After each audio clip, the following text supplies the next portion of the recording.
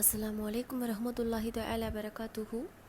நாம் நேர்ச்சை செய்வதிலிருந்து தடை செய்யப்படவில்லையா அப்படின்னு கேட்குறாங்க. ஏன்னா நாம் ஒரு நேர்த்திக்கடன் செய்வதன் பொருட்டால் நாம் இப்படி ஒரு விஷயம் நடக்கணும், நம்மளுக்கு தேவை இருக்குன்னு நாம் ஒன்று நினச்சி நேர்த்திக்கடன் செய்கிறோம்ல, அப்படி நாம் நினைக்கிறது மேபி நடக்கலாம், மேபி நடக்காமையும் போகலாம்.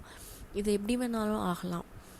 இதுக்கு என்ன காரணம் அப்படின்னா, நாம் கரெக்டாக நேர்த்திக்கடன் பண்ணி அதை செஞ்சுருக்கோம், ஸோ நமக்கு அது கிடச்சிருக்கு அப்படிங்கிறது அர்த்தம் கிடையாது. நம்மளுடைய விதியில் அல்லாஹ்வால் என்ன நமக்கு கிடைக்கணும்னு ரிஸ்க்கு இருக்கோ அது நமக்கு கிடைக்கும். மாறாக நமக்கு ஒரு விஷயம் நடக்காது இல்லை அப்படிங்கிறது நமக்கு நடக்காது. நாம் அல்லாஹ்கிட்ட பாவ மன்னிப்பு கேட்குறதுனாலையும் அல்லாஹ்கிட்ட துவா கேட்குறதுனாலையும் நம்மளுடைய பாவங்கள்லேருந்து நாம் அல்லாஹ்கிட்ட பாவ மன்னிப்பு தேடிக்கலாம். அதன் மூலயமா நம்ம துவா கேட்குறதன் பொருட்டால் அல்லாஹ்வுடைய மனம் இறங்குவதன் பொருட்டால் அல்லாஹ் நம்ம மேலே கருணை காட்டி நமக்கு ஒரு விஷயம் இல்லைன்னு இருக்கிறதையும் நமக்கு கொடுக்கலாம். அது நாம் அல்லாஹ்கிட்ட கேட்குற துவானாலையும் நாம் நடந்துக்கிறதுனாலையும் நமக்கு கிடைக்கிறது. தவிர்த்து நாம் நேர்த்திக்கடன் பண்ணதுனாலையும் அதை செய்கிறதுனாலையும் நமக்கு கிடைக்கிது அப்படின்னு கிடையாது. நாம் உதாரணமாக ஒரு 20 பேருக்கு சாப்பாடு கொடுக்குறோன்னு நாம் நேர்த்திக்கடன் பண்ணி இந்த விஷயம் நடந்தால் நான் இதை செய்கிறேன்னு நம்ம நினச்சிக்கிறோம் அப்படின்னா, அப்படி ஒரு விஷயம் நடக்கணும்னு நமக்கு இருக்குது, நமக்கு ரிஸ்க்கு இருக்குது. அதன் பொருட்டால் ரிஸ்க்குன்னு பொருட்டால் நமக்கு அது நடந்துடுச்சு, நாம் நேர்த்திக்கடன் பண்ணதுனால தான் நடந்துச்சு அப்படின்னு சொல்லிட்டு அந்த 10 பேருக்கோ 20 பேருக்கோ நாம் சாப்பாடு கொடுக்கணும்னு நினச்சதை கொடுக்குறோம். அப்படி நாம் கொடுக்கறதுனால ஒரே ஒரு நல்ல விஷயம், நம்மக்கிட்ட ஸ்டாக்காகி இருக்கக்கூடிய நம்மளுடைய காசு நம்ம வீண் விரயம் செய்யாமல் சும்மா சேர்த்து வச்சுருக்குறோம். மற்றவங்களுக்கு தானம் தர்மம் எதுவுமே செய்யாமல் சேர்த்து வச்சுருக்கக்கூடிய அந்த காசு இதன் வழியாக வெளியாகுது. அது மட்டும்தான் இந்த நேர்த்திக்கடன் பண்ணுறதுல நடக்கக்கூடிய ஒரே ஒரு நல்ல விஷயம்.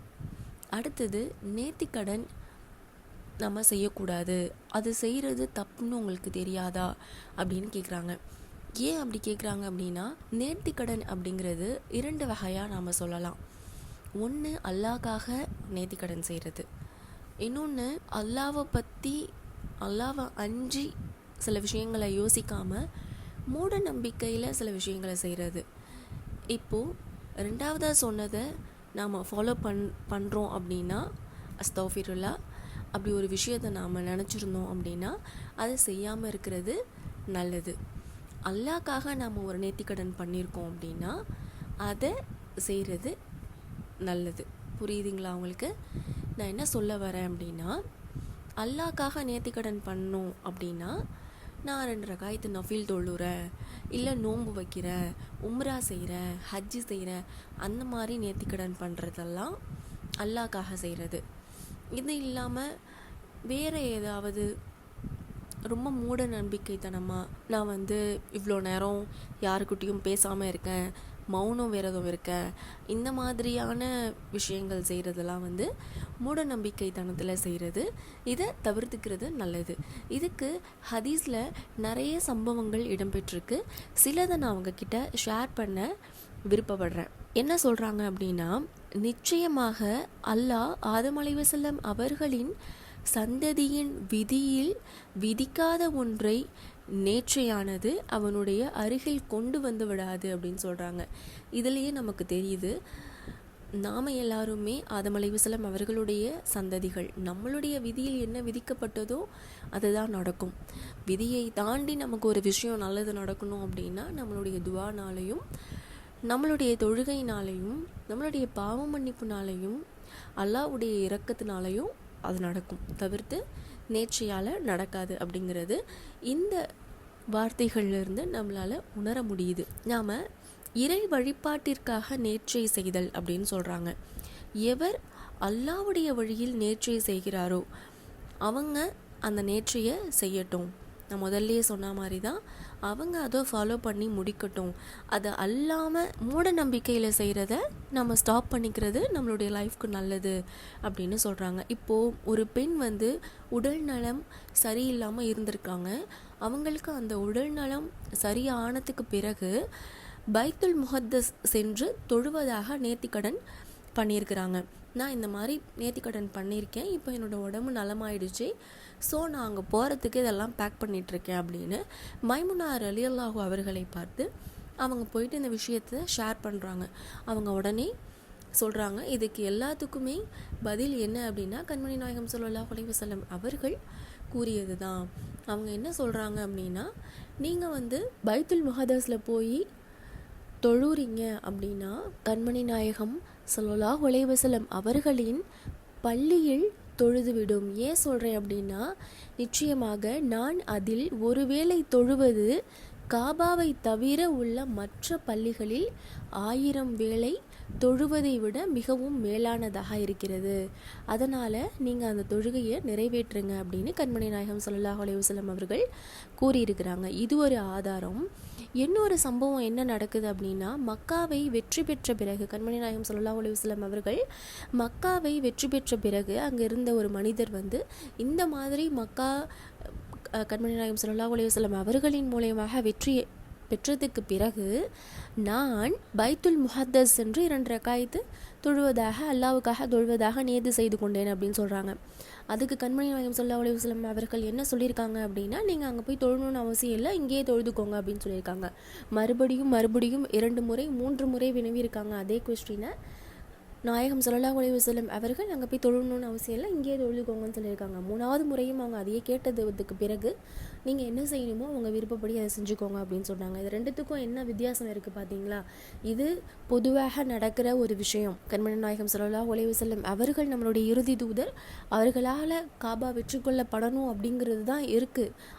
அல்லாஹ் அதை தான் நாடி இருக்கிறான். இவங்க நேர்த்திக்கடன் செஞ்சதுனால தான் அது நடக்குதுங்கிறது கிடையாது. அதுக்கும் இதுக்கும் எந்த சம்மந்தமும் இல்லை. அதனால் இது அங்கே செய்யணும்னு அவசியம் கிடையாது. அந்த 2 ரக்காயத் நஃபிலை இங்கேயே தொழுதுக்கோங்கிற அந்த மோட்டிவேஷனில் நாயகம் ஸல்லல்லாஹு அலைஹி வஸல்லம் அவர்கள் சொல்லியிருக்கிறாங்க. ஆனால் இதுக்கு முன்னாடி நடந்த அந்த பெண் உடல்நலம் சரியில்லாமல் இருந்திருக்கிறாங்க. அது நல்லா ஆயிடுச்சுன்னா நான் அங்கே போய் தொழுறேன்னு சொல்லியிருக்காங்க. அங்கே போய் தொழுறதுனால அந்த பர்டிகுலர் சிங்கிள் நபருக்கு இவ்வளோ நன்மைகள் இருக்குது. ஏன்னா காபாவை தவிர்த்து மற்ற இடங்களில் தொழுத நன்மைகள் 1000 முறைக்கு மேலே தொழுத நன்மைகள் அவங்களுக்கு கிடைக்கிது அப்படின்னா அவங்க அதை செய்யட்டும், அவங்க அதனால் அதை நீங்கள் செய்யுங்க, அதை நேர்த்திக்கடனை முடிங்க அப்படின்னு சொல்லியிருக்காங்க. ஸோ நேர்த்திக்கடன் அப்படிங்கிறது அல்லாவுக்காக வேண்டி செய்யலாம். அது செய்கிறது எதுக்காக அப்படிங்கிறது ஒரு விஷயம் இருக்குது, அல்லாஹ்க்காக செய்கிறோமாங்கிறது இருக்குது. அது எல்லாத்தையுமே பார்த்து அதுக்கு தகுந்தாற் போல் அந்த விஷயத்தை நாம் செய்யலாமா இல்லை அதற்கு பகரமாக வேறு என்ன செய்யலாம் அப்படிங்கிறத நாம் யோசிக்கணும். மூட நம்பிக்கைத்தனமாக எந்த விஷயமும் நாம் செய்யக்கூடாது அப்படிங்கிறது தான் இதனுடைய மைய கருத்து. அதே மாதிரி நாம் எனக்கு இந்த விஷயம் நடக்கணும், நான் நோன்பு வைக்கிறேன், அல்லாஹ்க்காக நோன்பு வைக்கிறேன்னு நாம் நியதி செஞ்சுக்கலாம். அதன் பொருட்டால் நாம் நோன்பு வைக்கலாம், அது ஏற்றுக்கொள்ளப்பட்டது. என்ன இதுக்கான ஒரு உதாரணம் என்ன சொல்லலாம் அப்படின்னா, ஒருவர் ஒரு குறிப்பிட்ட நாளில் நோன்பு நோக்கணும்னு நியத்து வச்சுருக்காங்க.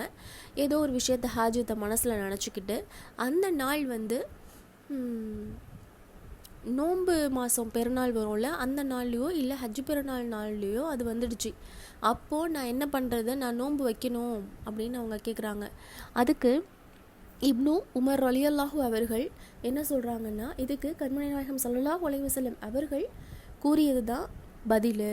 அவங்க இந்த மாதிரியான நமக்கு இருக்கக்கூடிய 2 பெரிய நாட்கள் ஈதுல் ஃபித்ர் அண்ட் ஈதுல் அல்ஹா, அந்த நாளில் நாம் நோன்பு வைக்கிறது தடை செய்யப்பட்டிருக்கு அப்படின்னு கண்மணி நாயகம் ஸல்லல்லாஹு அலைஹி வஸல்லம் அவர்கள் கூறியிருக்கிறாங்க. அதனால் அந்த நோன்பை மற்றொரு நாளில் நாம் வச்சுக்கிறது ஓகே, இப்போது அந்த நாளில் தான் வைக்கணும் அப்படிங்கிறது கிடையாது அப்படின்னு அவங்க சொல்லியிருக்கிறாங்க. இதுவும் ஆதாரபூர்வமாக அறிவிக்கப்பட்ட ஒரு ஹதீஸு.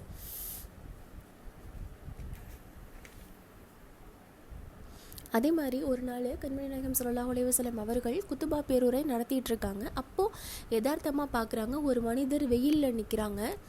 தலையில் எந்த ஒரு அவங்க வெயில் படாமல் இருக்கிறதுக்கு எந்த ஒரு தடுப்பும் அவங்க வச்சுக்கல, வெயிலே தான் நின்றுட்டுருக்காங்க.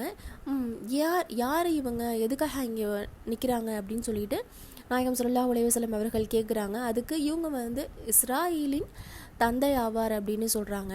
அவங்க இந்த மாதிரி நிற்கிறாங்களே, எதுக்காக அவங்களே வருத்திக்கிட்டு இந்த மாதிரி நிற்கிறாங்க அப்படின்னு கேட்குறாங்க. அதுக்கு அவங்க எதுவுமே பேச மாட்டிருக்காங்க. ஏன் பேச மாட்டிருக்காங்க, எதுக்காக எதுவுமே பதில் சொல்லாமல் அங்கே நிற்கிறாங்கன்னு கொஞ்சம் நிறைய பேர்கிட்ட விசாரிக்கிறாங்க. அதுக்கு அவங்க எல்லோரும் பதில் சொல்கிறாங்க, இவங்க ஏதோ நேர்த்திக்கடன் பண்ணியிருக்காங்க, இந்த மாதிரி வெயிலில் நிற்பதாகவும் மற்றவங்க கிட்ட பேசாமல் இருக்கிறதாகவும் அவங்க சொல்லியிருக்காங்க, அதனால அவங்க வெயிலில் போய் நிற்கிறாங்க அப்படின்னு பதில் சொல்கிறாங்க அவங்க கூடியிருக்கக்கூடியவர்கள் எல்லாருமே. அதுக்கான நபி ஸல்லல்லாஹு அலைஹி வஸல்லம் அவர்கள் என்ன சொல்லியிருக்காங்க, அவங்கள முதல்ல வெயிலிருந்து நிழலுக்கு வர சொல்லுங்கள், மற்றவங்க கிட்டேயும் அவங்கள பேச சொல்லுங்கள். இப்படி ஒரு நேர்த்திக்கடனை அல்லாஹ் வந்து எதிர்பார்க்கல, அப்படி அவங்க செய்யணும்னு எந்த அவசியமும் கிடையாது. மூட நம்பிக்கையான ஒரு விஷயத்த இப்படி செய்யணுங்கிறது அவசியம் கிடையாது.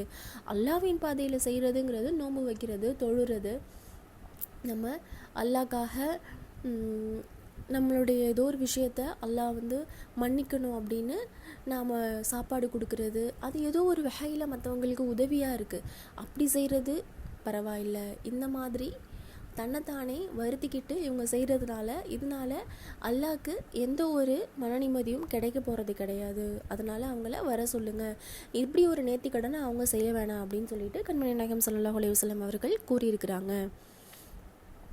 இது ஒரு நிகழ்வு. அதே மாதிரி ஒரு நாள் ஒரு மனிதர் நாயகம் ஸல்லல்லாஹு அலைஹி வஸல்லம் அவர்களை பார்த்து என்ன கேட்குறாங்க அப்படின்னா, நான் ஒரு நாள் காபாவில் தங்கி இத்திகாஃப் இருக்கிறதாக நியத்து வச்சுருக்கேன் அப்படின்னு அவங்க வந்து சொல்கிறாங்க. அவங்க நபிகள் நாயகம் ஸல்லல்லாஹு அலைஹி வஸல்லம் அவர்கள்கிட்ட சொல்கிறாங்க, இந்த மாதிரி நான் நினச்சிருக்கேன், நான் அதை செய்யிட்டா அப்படின்னு அவங்க கேட்டுக்கிறாங்க. ஒரு முன் உதாரணமாக அவங்க கேட்டுக்கிறாங்க. ஏன்னா சில விஷயங்கள் செய்யலாம் செய்யக்கூடாதுன்னு இருக்குதுல, தெரிஞ்சுக்கிறதுக்காக கேட்குறாங்க. அதுக்கு கண்மணி நாயகம் ஸல்லல்லாஹு அலைஹி வஸல்லம் அவர்கள் என்ன சொல்கிறாங்க அப்படின்னா, நீங்கள் என்ன நேர்த்திக்கடன் நீங்கள் வச்சிங்களோ மனசில் அதை செஞ்சுருங்க அப்படின்னு சொல்கிறாங்க. இதுக்கு என்ன அர்த்தம் அப்படின்னா, காபாவில் இருந்து அல்லாவுக்காக இத்திகாஃப் இருந்து அந்த நாள் முழுக்க அவங்க அல்லாவையே நினச்சி வணங்க போகிறாங்க, தொழ போகிறாங்க, துவா செய்ய போகிறாங்க.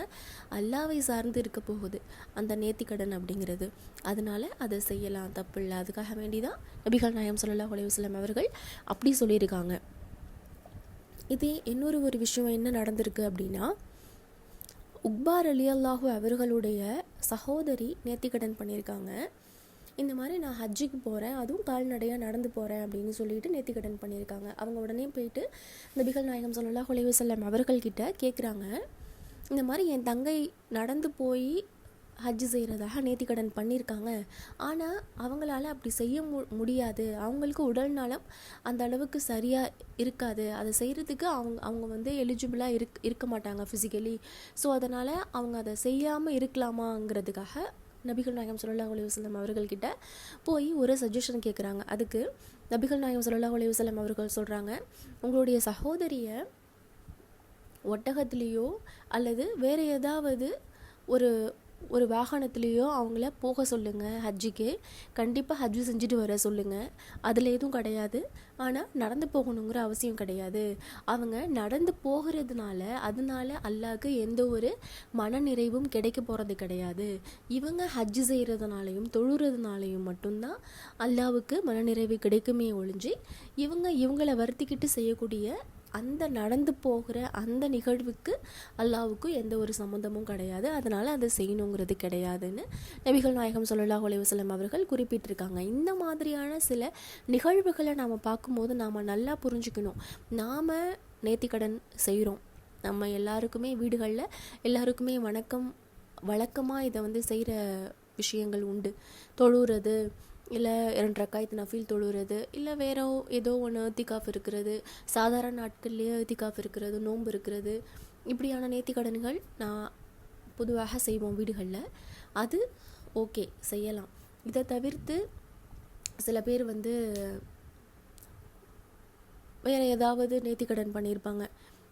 எனக்கு இது நல்லா போச்சுன்னா சில பேரெல்லாம் நம்மளுடைய பள்ளிகளில் வந்து ராத்திப் ஓதுவாங்க, மௌலித் ஓதுவாங்க. இப்படி ஏதாவது விஷயங்கள் நம்ம ஊர்களில் ஓதும் பொழுது நான் இன்னது செஞ்சு கொடுக்குறேன், பள்ளிக்கு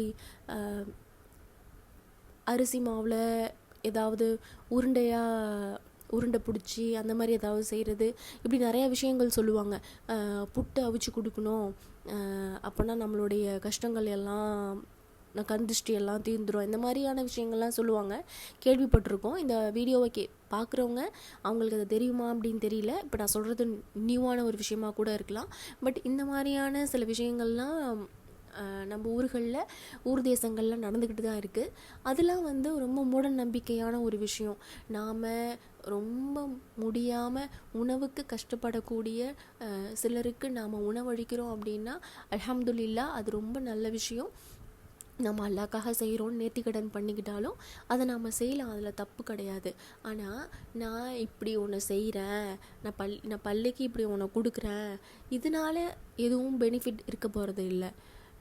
நாம் அல்லாஹ்கிட்ட துஆ கேட்குறதுனால மட்டும்தான் நமக்கு நல்ல விஷயங்கள் நடக்க போகுது அப்படிங்கிறத மனசில் வச்சுக்கோங்க. மூட நம்பிக்கையான செயல்களை செய்கிறதுலேருந்து நாம் தவிர்த்துப்போம். ஏன்னா இது மூலியமாக இங்கே நமக்கு எதுவும் இல்லை, அதனுடைய நம்ம செய்யக்கூடிய மூட நம்பிக்கையான செயல்களுக்கான விளைவு நமக்கு இங்கே தெரியலனாலும் நம்மளுடைய மறுமையில் அது நமக்கு கஷ்டமான விஷயமா அமைஞ்சிடக்கூடாது. அதுக்காக தான் நான் நல்ல முறையில் நேர்த்திக்கடன் பண்ணிக்கோங்க. உங்களுக்கு ஒரு விஷயம் நடக்கணுமா, எனக்கு இது நடந்தே ஆகணும், நான் இதை செய்கிறேன்னு நேர்த்திக்கடன் பண்ணுற நீங்கள் நல்ல முறையில் அல்லாஹ்வின் பாதையில் நேர்த்திக்கடன் பண்ணிக்கோங்க. அது செய்யுங்க, இன்ஷா அல்லாஹ் அல்லாஹ் அதை நிறைவேற்றி கொடுப்பாங்க. அதை விட்டுட்டு மூடநம்பிக்கை தனமாக எதுவும் செஞ்சு இந்த உலக வாழ்க்கையில் நமக்கு அல்லாஹ் கஷ்டம் கொடுக்கலனாலும் மறு உலகத்துலேயும் எந்த கஷ்டமும் கொடுக்காமல் இருக்கணுங்கிறதுக்காக நாம் அந்த மூட நம்பிக்கை பக்கம் போகாமல் நல்ல முறையில் இருந்து நல்ல முறையில் வாழ்ந்து நல்ல முறையில் நாம் நம்மளுடைய மறுமையும் நல்ல முறையில் அமையணும் அப்படின்னு சொல்லிட்டு நான் அல்லாஹ்கிட்ட துஆ கேட்குறேன். நீங்களும் துஆ கேளுங்க.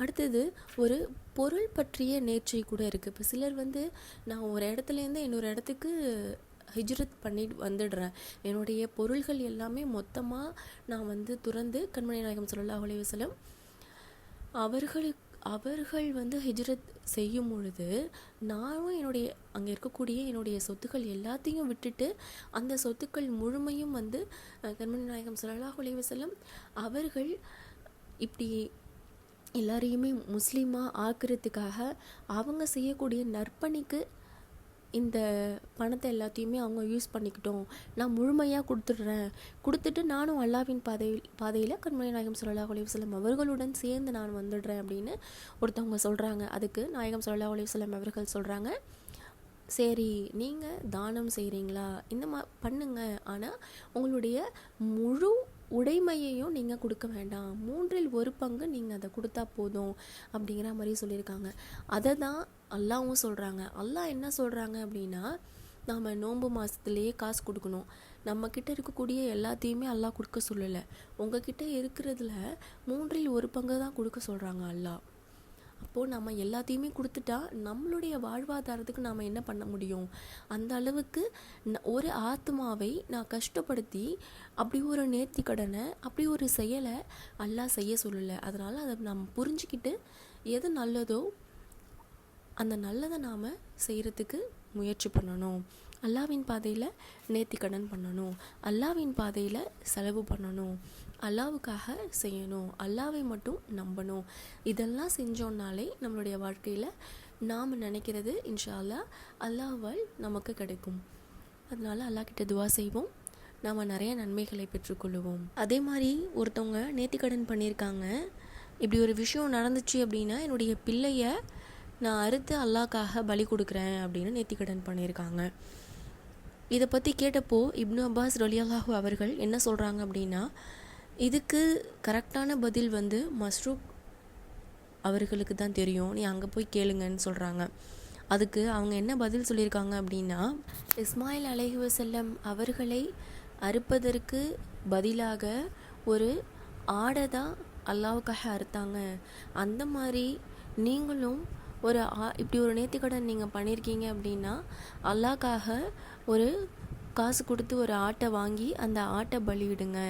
இப்படி ஒரு உயிரை அல்லாஹ் மேலே நம்பிக்கை வைத்திருக்கக்கூடிய ஒரு பொருள், ஒரு உயிரை நீங்களும் அல்லாஹ் மேலே நம்பிக்கை வச்சுருக்கீங்க அப்படிங்கிற பட்சத்தில் அந்த விஷயத்தை நீங்கள் செய்யக்கூடாது அப்படின்னு சொல்லியிருக்காங்க. இதுவும் ஆதாரபூர்வமாக அறிவிக்கப்பட்ட ஒரு ஹதீஸாக இடம்பெற்றிருக்கு. அதனால் இப்படி ஒரு விஷயத்தை நாம் என்றைக்குமே யோசித்து கூட பார்க்கக்கூடாது. அடுத்தது இதே போல் இன்னொரு சம்பவம் ஒன்று நடந்திருக்கு. என்ன அப்படின்னா, போரில் நான் வெற்றி பெற்றுட்டேன் அப்படின்னா, இந்த போரில் ஏதோ ஒரு போர், அவங்க அந்த போரில் ஒருத்தவங்களோட சண்டை போட்டு இவங்க அதில் வெற்றி பெற்றுட்டாங்க அப்படின்னா, அந்த வெற்றி பெற்ற நபர் நேர்த்திக்கடன் பண்ணியிருக்காங்க, நான் நானே அல்லாஹ்க்காக மாய்ச்சிக்கிறேன் அப்படின்னு. இதுவும் ரொம்ப ஒரு தப்பான ஒரு விஷயம்.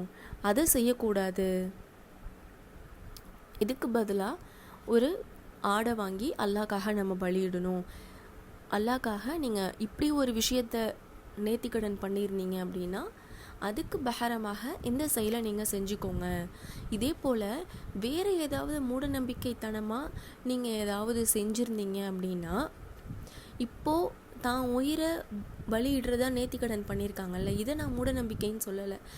ஏன்னா அப்போது இஸ்மாயில் அலைஹிஸ்ஸலாம் அவர்களை பலியிடுவதாக நேர்த்திக்கடன் பண்ணி அதுக்கு பகரமாக அல்லாஹ்வால் இறக்கப்பட்டு அந்த ஆடை பலியிட சொல்ல விஷயம் நம்ம எல்லாருக்குமே தெரியும். இது இல்லாமல் மற்ற மூடநம்பிக்கையான விஷயங்களை நாம் செய்யக்கூடாது. இப்பேற்பட்ட விஷயத்தையும் நாம் செய்யக்கூடாது. ஏன்னா நாம் அல்லாஹ் மேலே நம்பிக்கை வச்சுருக்கோம். நாம் நம்மளையோ இல்லை வேறு யாரையாவது நாம் பலியிடுவதற்கு நேர்த்திக்கடன் பண்ணியிருக்கோம் அப்படின்னா அவங்களும் அல்லாஹ் மேலே நம்பிக்கை கொண்டவர்களாக இருக்காங்க. அதன் பொருட்டால் நாம் அதை தவறு செய்யக்கூடாது. அதுக்கு பதிலாக என்ன நாம் அல்லாஹ்க்காக செய்ய முடியுமோ அதை நாம் செஞ்சு ஏழைகளுக்கு அதை கொடுக்கணும்.